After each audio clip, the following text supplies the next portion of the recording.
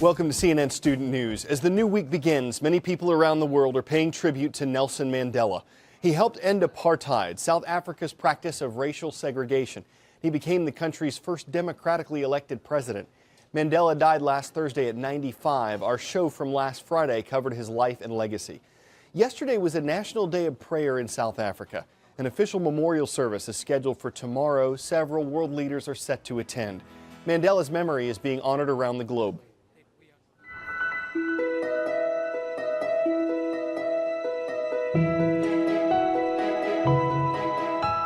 Our nation has lost its greatest son. We saw in him what we seek in ourselves. He was just a huge, larger-than-life figure. He was a magnanimous person. He was a compassionate person.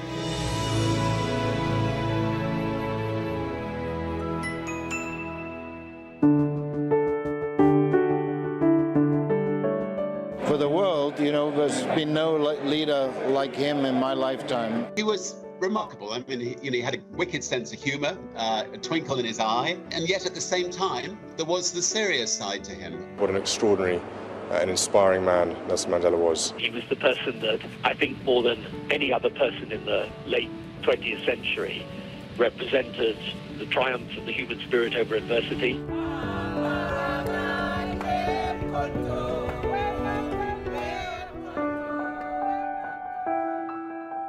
He didn't compromise his principles, and he was so gracious, a gracious man. You very seldom can find that combination of virtues and values and principles all in one person.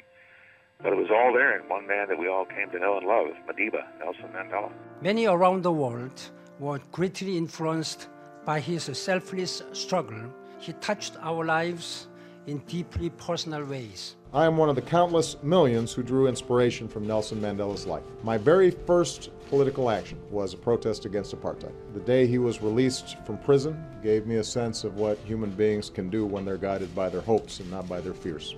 We would ask everybody at the Adelaide Oval to stand, please, for a minute's silence in respect of the life of Nelson Mandela. For now, let us pause and give thanks.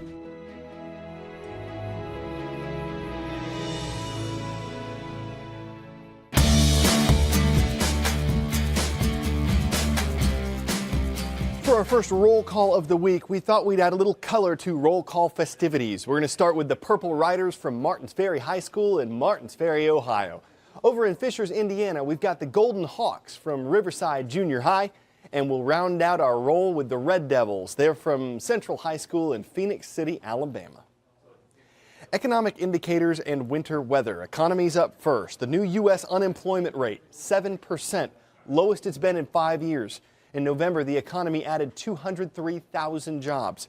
Some experts see these as good signs for the economy, but there are still 11 million unemployed Americans, and more than a third of them have been out of work for at least 6 months. Like economic data, weather reports are full of highs and lows. In Dallas last Wednesday, for example, the high was 80 degrees. By Thursday night, a low in the 20s.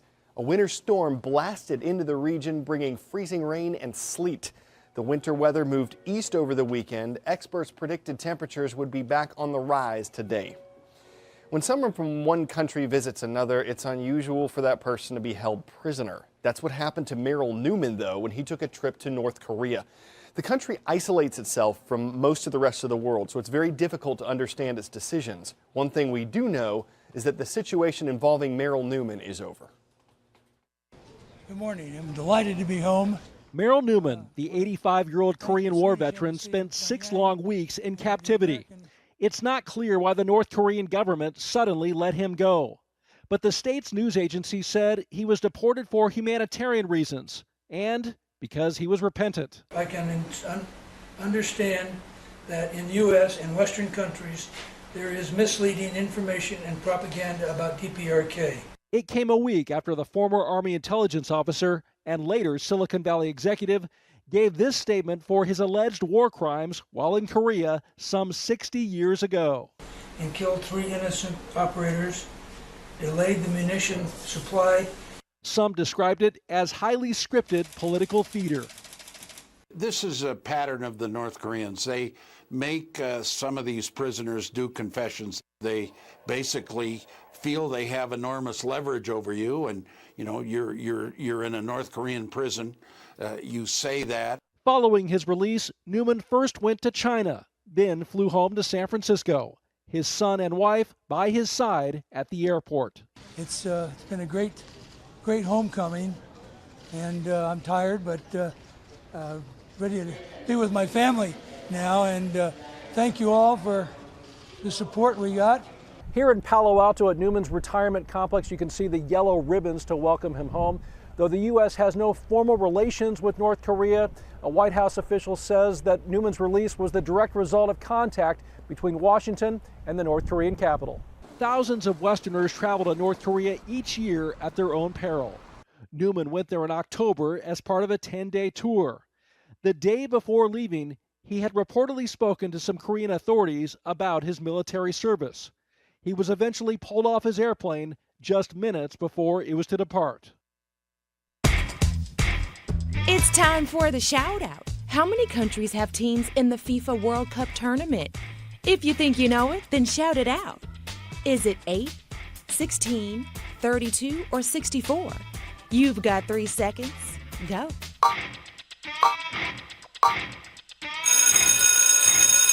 Every 4 years, there are 32 nations in the World Cup soccer tournament. That's your answer, and that's your shout out.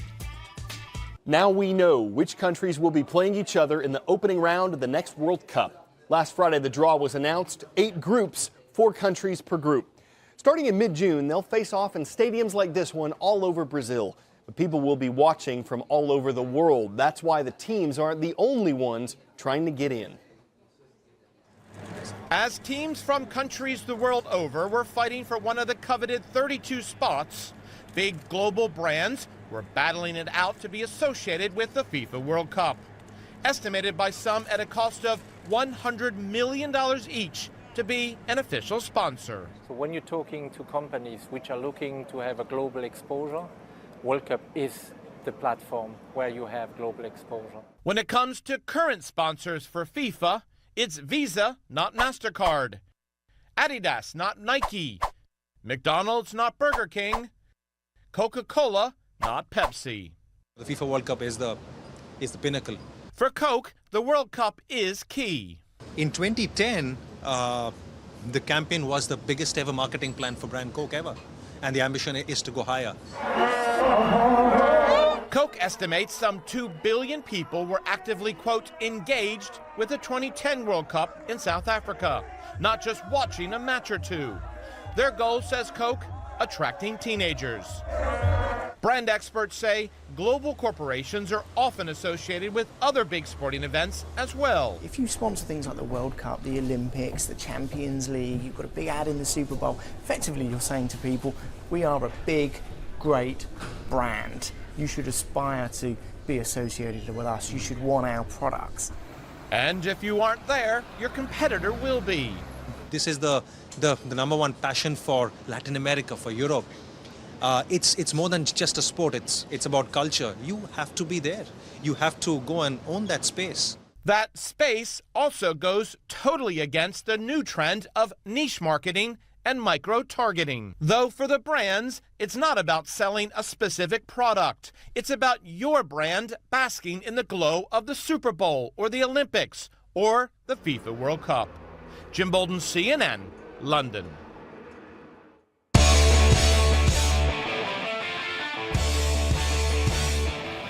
You probably heard your parents say, don't chew with your mouth open. I don't think anyone's going to tell that to this shark. This video comes courtesy of a camera that was attached to the bottom of a boat. The sailors strung out bait and got this view of a shark chowing down.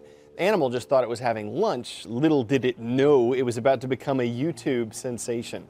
It's a classic bait and switch. After the shark's hunger had abated, it might have felt guilty, but that's a different tale. We've reached today's finish line. Enjoy the rest of your Monday. We'll see you again tomorrow. Bye now.